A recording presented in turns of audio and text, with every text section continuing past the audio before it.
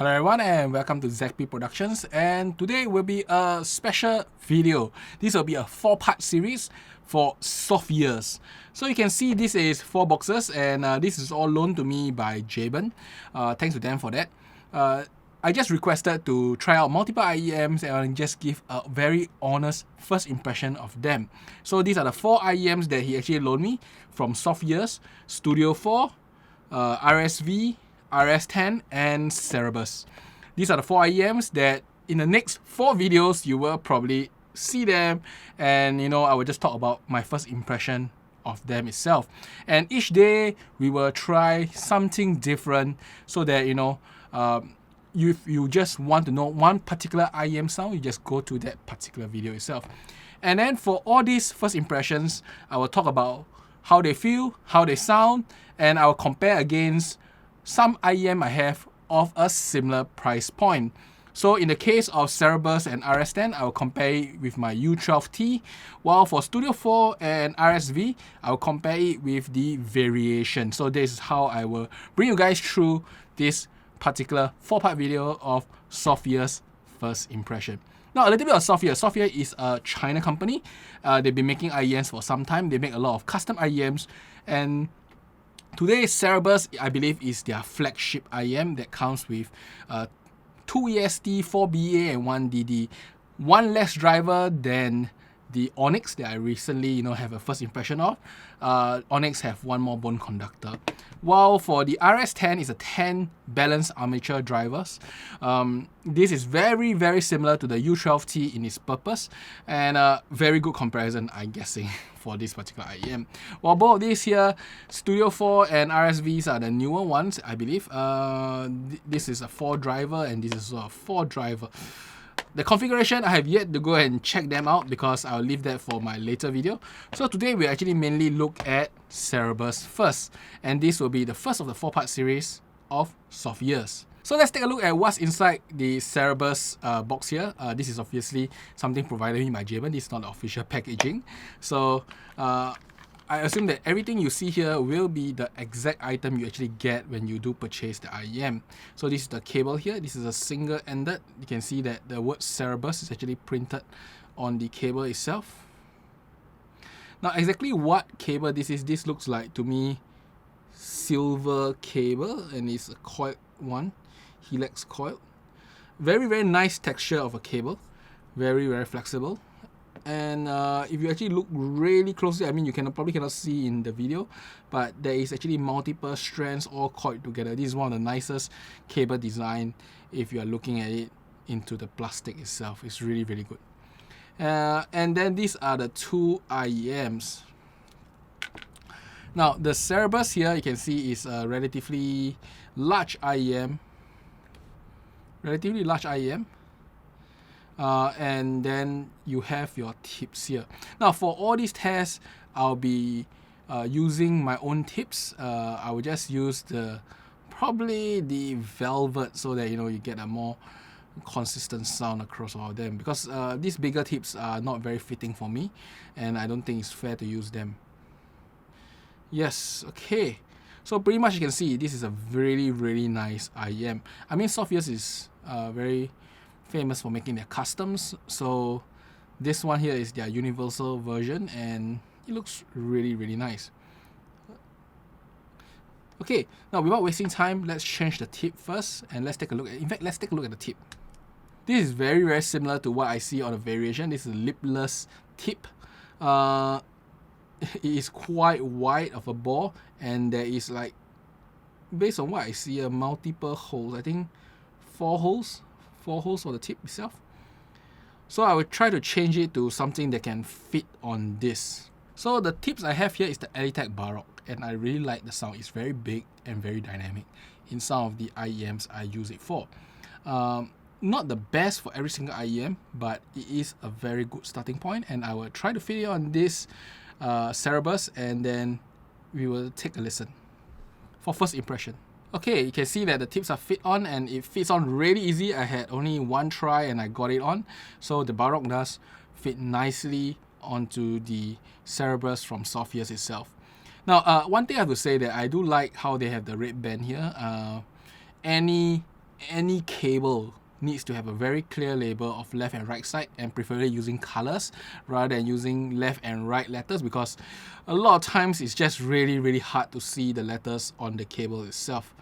So with that said, the player I will use today for this first impression will be the Shanling M9 Plus, because I like the warm white sound from this particular player itself, a combination of AKM plus Shanling's tuning in the amp.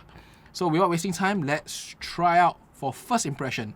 Now this will be non-comparison one, so if you want a comparison one, do look behind. But let's try out some songs here. Let me try out with the vocals first. And recently I love this song, the I No Akuruhi. This is a really nice song from Edo, and I will use this as my first track. So with the first song, which is I No Akuruhi, now this particular song on this IEM is magical. It sounds big, it sounds really smooth, and for listening this particular song, I noticed there's a few ways of rendering it, and I'm not sure which way is the best. One is the big sound version, smooth big sound, and this one gives it smooth big sound. The other way is to render it very fragile, like for the first portion of the song, but this one doesn't go that way. This one is like smooth, big, wide sound with really nice bass. When the bass kicks in, the atmosphere, the mood of it is very well captured with the Cerberus. And then there is the treble. So there are small little treble based instruments inside the track itself, in somewhere around after the first minute, and you can hear it very clearly.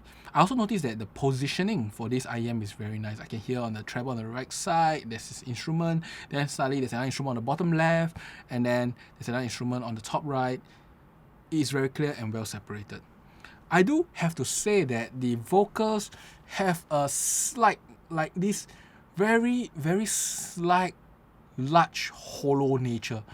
Now, I'm not saying this in a negative way, but more like it sounds very big, very diffused. It doesn't feel very focused to me, and it feels a little bit like, you know, talking into a very large container.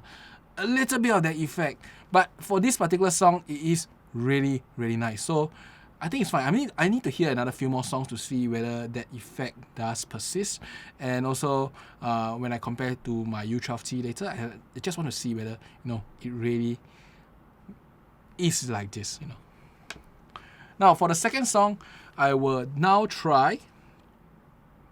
I think I'll go for Ibarra, which is more of my standard song I try across multiple IEMs, and it's a little bit more easy to compare if you want to look back in other videos.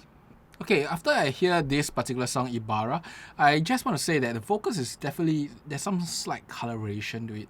Not too sure on exactly how much or how little it's colored. I need to compare to my U12T later. There's some slight coloration to it, but it sounds really big.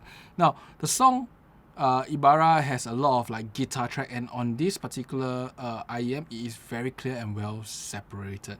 Now, the sound itself, okay, for bass wise, there is good amount of impact for this song.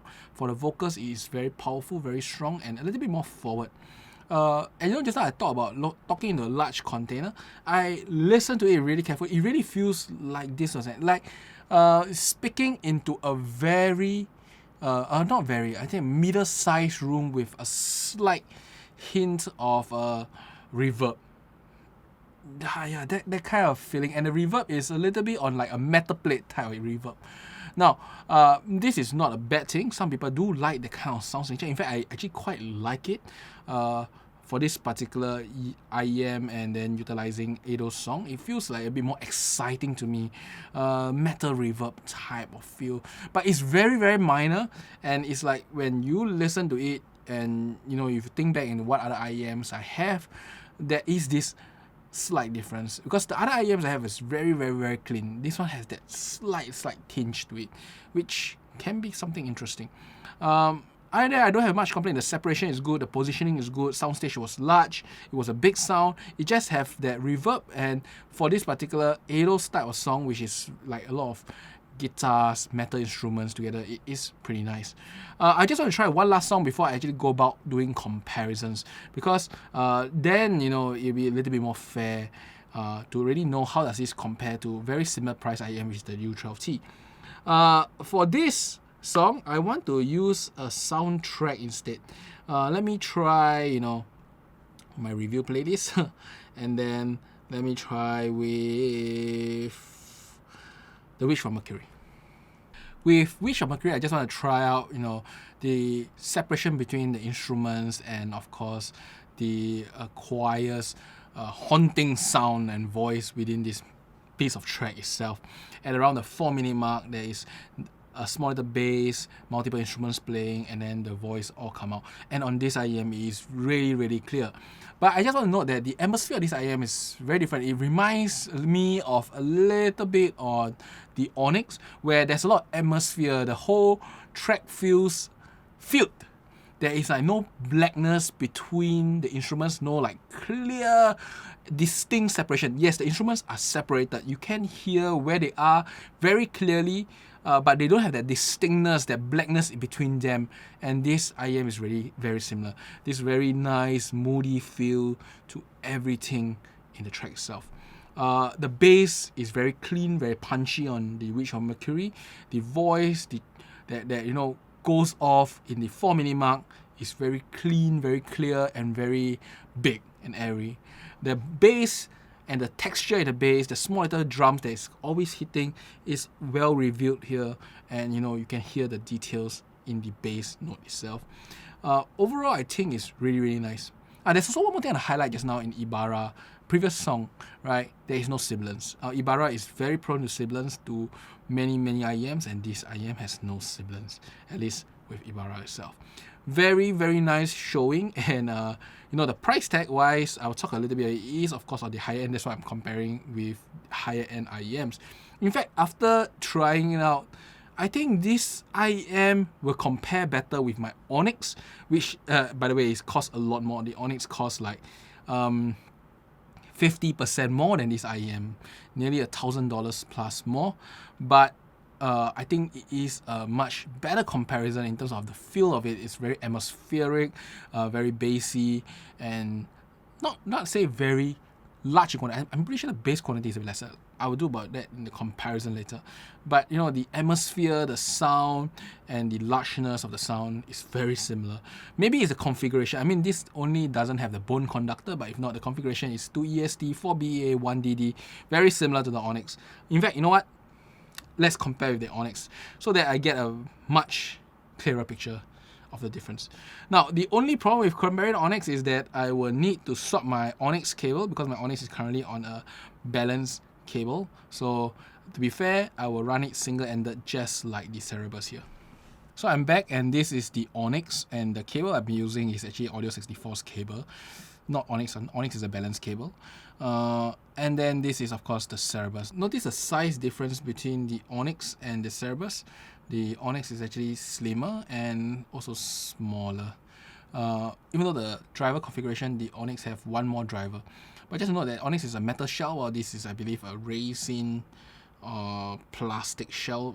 This is really, really nice material. I mean, it looks damn holographic. The Onyx is only holographic here. This is holographic throughout. So that's the difference. Nozzle wise, this is of course way bigger. There's a different configuration of nozzle. So you know what? Let's try it out on the tracks. This is single-ended, so very, very comparable. See, both are single-ended. I just want to say that single-ended and balanced do sound different, so you know, you have to take note of that. Most players do actually sound slightly different on single-ended and balanced. So without wasting time, let's try the track first. Now, let me go with the Cerberus first. Let me listen to another track, something a bit more bassy. Maybe let's try Yusha.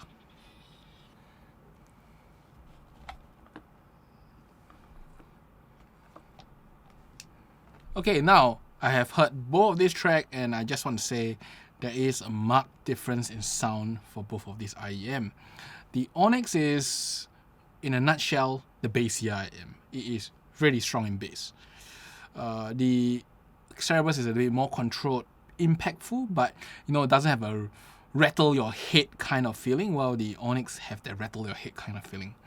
The next thing is the clarity. I did notice that the Onyx is just clearer, especially for the mid regions. It's like really clear. It's like no tint, neutral and clear, no tint, even though it's so bassy, right? But the Cerberus have a much different rendition of the mids. It's a bit more with the feeling. There's this I say coloration to it that gives it a different touch, a slight tint of warm, a little bit on like a analogish sound. That's how analogish sound.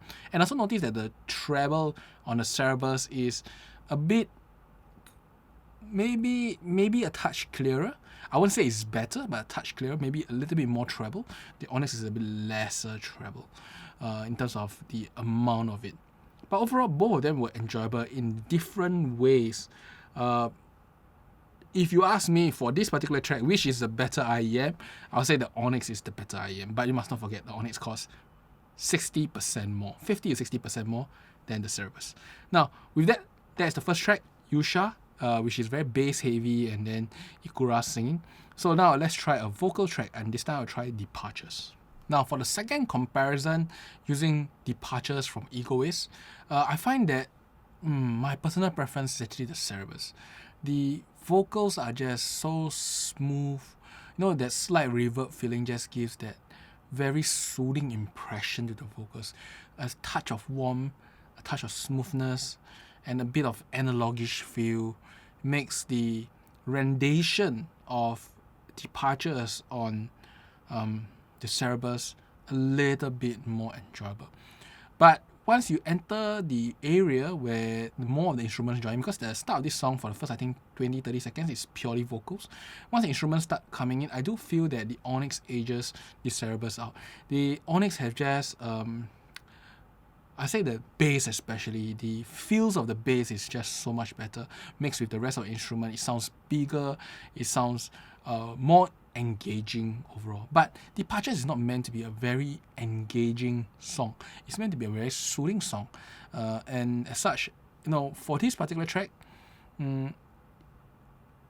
I will give Cerberus a slight advantage.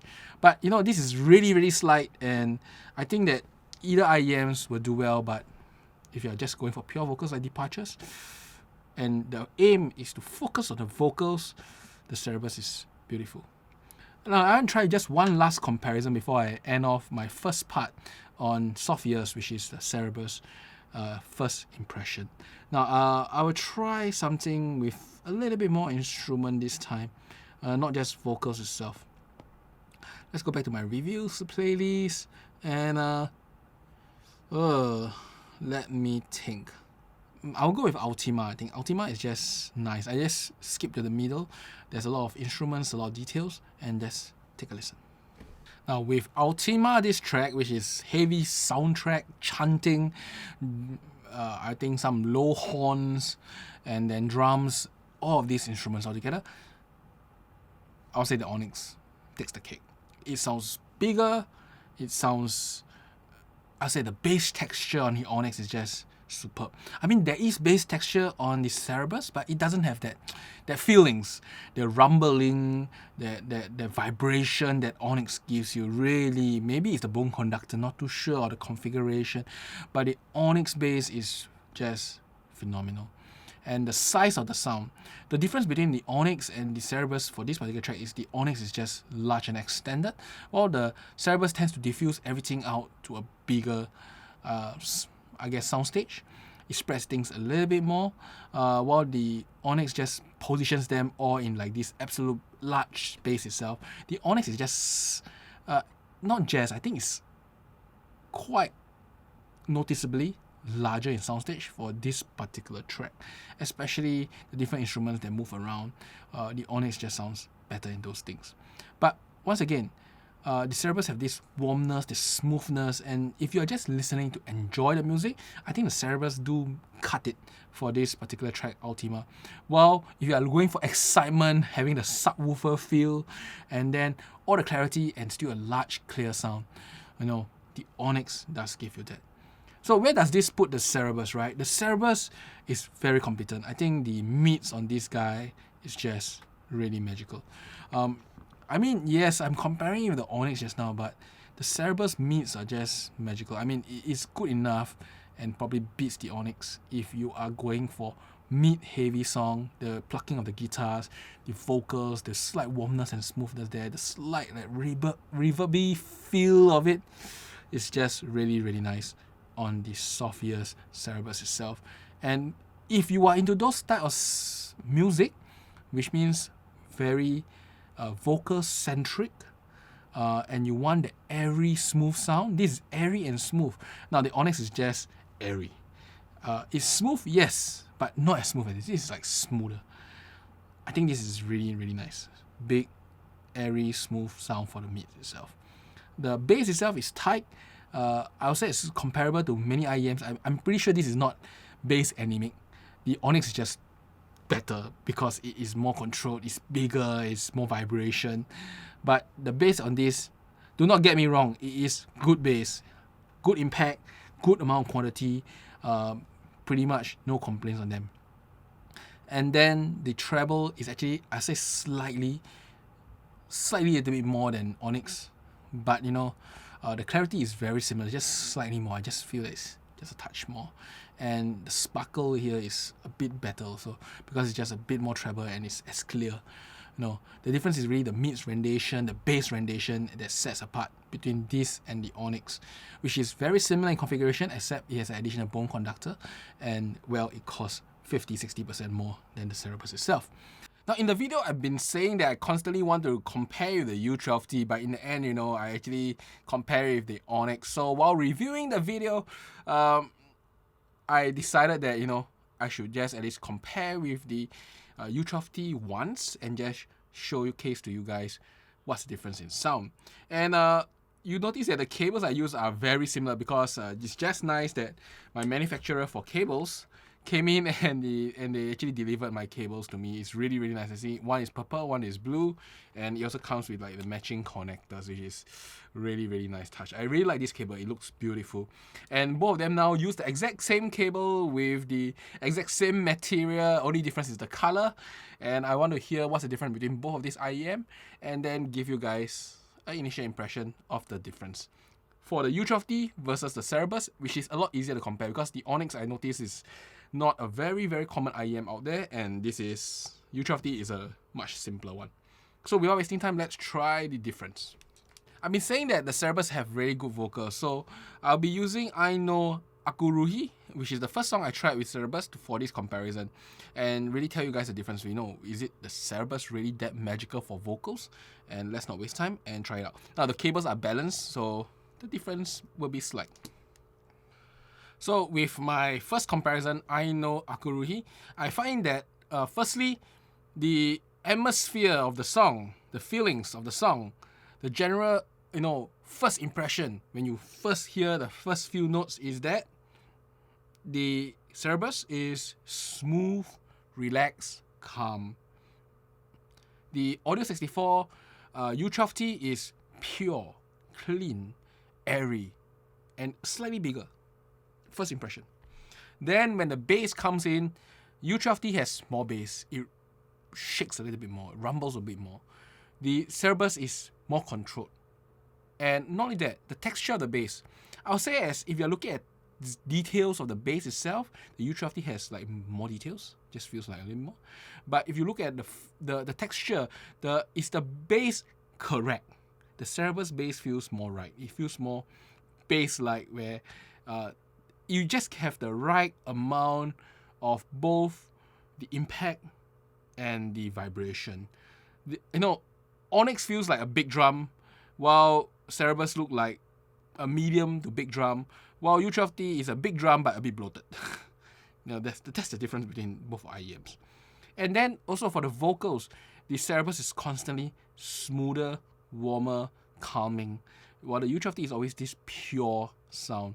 And it has more air, which means when the singer sings, there's a little bit more feel like decay to the vocals themselves.